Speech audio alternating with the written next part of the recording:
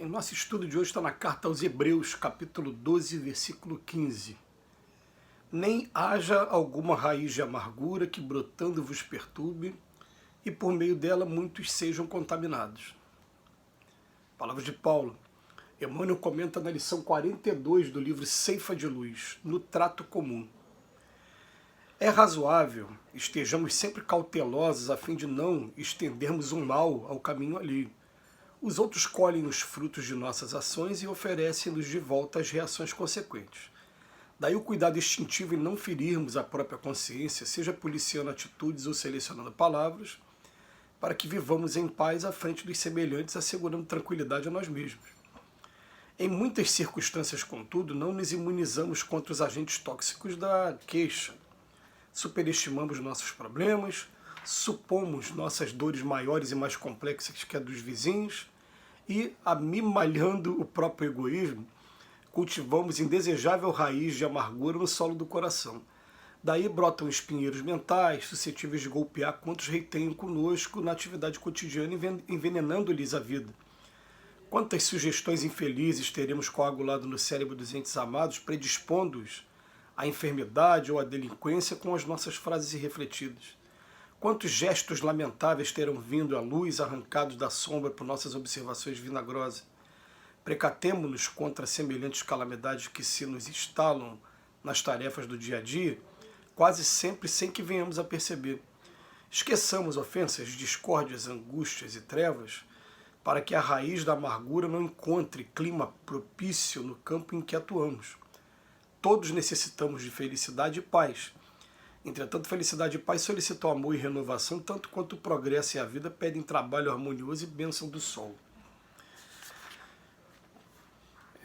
A mensagem é muito atual, né? Principalmente porque nós estamos vivendo um momento difícil em que eu vou compartilhar com vocês que eu vivi uma situação na semana passada agora que me deixou preocupado, porque eu não sou pessoa de discutir política com ninguém. Não tenho esse costume, realmente é um costume, eu prefiro discutir o evangelho. Eu estou nessa fase aqui da minha vida, mesmo sabendo que todos nós temos aí um compromisso ainda com o lado político, né, que a maioria de nós, né, quando fala que o Brasil é coração do mundo, pátria do evangelho, nós somos falidos aí com relação a esse tema e a gente evita ao máximo trazer esse tema no ambiente religioso. Por quê? Porque nós estamos tendo a oportunidade de primeiro solidificar alguns valores dentro dos nossos corações para daqui a pouco a gente poder estar ressarcindo tudo que ficou para trás e que a gente precisa consertar dos nossos equívocos. Mas eu me peguei numa conversa em que de repente fui eu que fui a pessoa que puxou um assunto e que de repente promoveu uma discussão muito calorosa entre duas pessoas que são amigos e que me deixou assim triste na hora. Eu falei, caramba, né?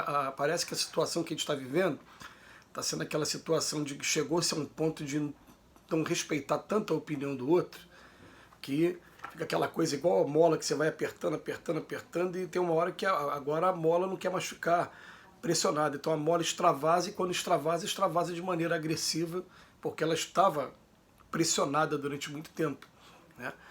Então chegou um ponto tão grande de um querer convencer o outro da sua opinião, ou um querer impor ao outro. Se fosse convencer era fácil, porque a questão é impor.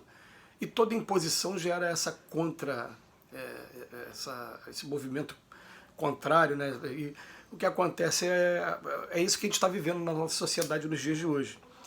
Ele vem falando aqui pra gente que é razoável que a gente esteja cauteloso a fim de não estender o mal no caminho alheio.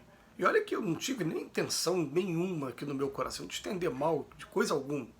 Mas fui tocar no assunto, um defendeu um ponto, outro defendeu o outro, daqui a pouco, né, tava uma discussão que não é uma discussão mesmo que vale a pena, né? A gente sabe que isso está acontecendo com muita frequência em vários ciclos, seja ele familiar, seja ele profissional, seja ele até inclusive religioso, né? Quando não está dentro do ambiente do culto em si, da solenidade ali religiosa em si. Aí ele bota aqui, os outros colhem os frutos de nossas ações e oferecem-nos de volta as reações consequentes. As pessoas vão começar a ter um estereótipo seu e a te devolver de acordo com o que você está doando também. Então ele bota daí o cuidado instintivo que a gente deve ter, não ferirmos a própria consciência, ou seja, policiando atitudes, ou então selecionando palavras. Eu vou selecionar a partir de agora atitudes ou palavras. Tanto que interessante que uma pessoa virou para mim, mas por que você foi falar de política? E eu perguntei para ela, mas quantas vezes nessa vida você me viu falar de política? Na verdade eu estava falando de outra coisa e entrou nesse assunto. Então está sendo um assunto que no momento a gente não pode se dar o luxo de discutir, porque ele pode trazer problemas graves entre alguns amigos que foram muito magoados nesse período que a gente viveu por conta dos ataques que sofreram, né? Mas, continuando o texto, ele fala, em muitas circunstâncias, contudo, a gente não se imuniza contra os agentes tóxicos da queixa, ou a gente superestima nossos problemas. Tem uma coisa assim que é interessante, que eu já vivi isso algumas vezes e não me arrependo de ter vivido, né? Embora também não signifique que eu não seja curioso. Mas daquela pessoa trazer uma informação assim, pô, você sabe o que fulano falou de você?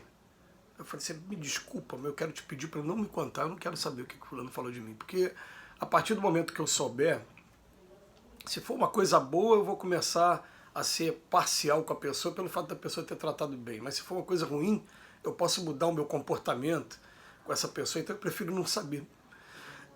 E mantive aquela postura, não quero saber, tal. Já teve um caso, que depois de muito tempo, eu falei, pô, agora eu acho que eu estou preparado, você pode falar. E a pessoa me contou. Eu descobri que eu não estava preparado coisa nenhuma, porque a minha reação não foi uma reação boa, né? Não era um comentário que me agradou.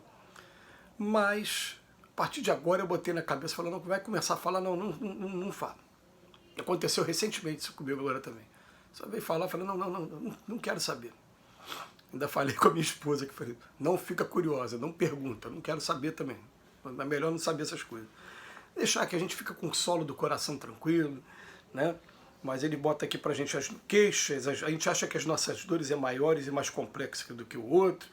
E amimalhando, essa frase eu achei interessante, eu estou mimando aqui o meu próprio egoísmo, cultivando indesejável raiz de amargura no solo do coração. E você plantou a semente, aquela semente vai dar. Espinheiros mentais, ele usa aqui essa coisa, olha que legal. Espinheiros mentais, olha que imagem que o Emmanuel cria pra gente. Quantos espinheiros a gente deve ter aqui, a gente deve cultivar e ter o cuidado como bom jardineiro de arrancar, deixar a nossa consciência tranquila, deixar o coração leve, né? Quantas sugestões infelizes teremos coagulado no cérebro dos entes amados, predispondo-os à enfermidade ou à delinquência. Gente, isso é sério demais.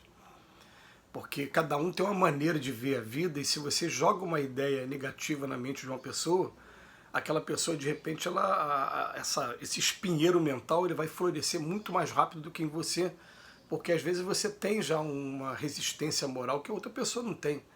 E de repente aquela pessoa vai transformar a vida dela num inferno, e foi você que jogou aquela sementinha ali, que predispôs ou a enfermidade, a doença que ela está, ou a delinquência. Lá na frente você vai ver que foi isso, né? Você vai ter oportunidade de ver qual foi a origem do problema. Foi uma conversa assim. Foi a pessoa que ficou muito magoada com o que o outro disse, com a maneira com que o outro disse. Ou então, a coisa assim, é muito séria da fofoca. A fofoca destrói a vida. E o problema de tudo é que a fofoca, muitas das vezes, ela vem disfarçada de amizade, né? Eu me lembro do Divaldo Pereira Franco falando em uma das palestras dele, falando assim, né? Sabe aqueles amigas, amiga da onça? Ele até fala assim, né? Porque uma de suas irmãs, a irmã do Divaldo, se suicidou porque uma amiga, entre aspas, correu lá para casa dela para falar assim, sabe, eu peguei o seu marido com outra mulher. E aí, essa grande amiga aí, que estava, né, defendendo a sua amizade, nada disso. Quem é amigo de verdade fica de fora tentando ajudar de todas as maneiras, não fica com preocupação de fazer fofoca daqui ou dali, não. Mas ela foi fazer esse comentário e aí a irmã se precipitou no suicídio. Quanta dor foi trazida, aí a pessoa vai falar, a culpa foi do marido? Tá, mas a culpa também foi da amiga que trouxe a informação. Então, precatemo-nos contra semelhantes calamidades que se nos instalam no dia a dia. Ele termina aqui para a gente, ó, todos necessitamos de felicidade e paz. Mas felicidade e paz solicitam amor e renovação, assim como progresso e vida pedem trabalho harmonioso e bênção do sol. Que Jesus nos abençoe hoje e sempre.